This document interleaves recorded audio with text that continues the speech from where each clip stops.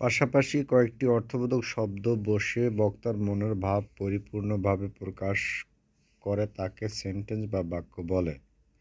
অর্থভেদে sentence 5 প্রকার: assertive, interrogative, imperative, optative, exclamatory. Assertive সেন্টেন্সের সংজ্ঞা: যে সেন্টেন্স দ্বারা কোনো ঘটনার বিবৃতি বা বর্ণনা প্রদান করা হয় তাকে অ্যাসার্টিভ সেন্টেন্স বলে। যেমন, আমি একজন police, I am a police. এখানে আমি আমার পরিচয় দিচ্ছি বা বর্ণনা দিচ্ছি, তাই এটা assertive sentence.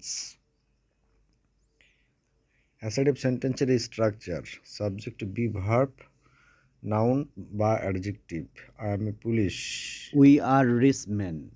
We are not rich men. Shaba is a good girl. You are a teacher. You are a nurse. You are a teacher. I am a teacher. He is a good boy. He is a businessman.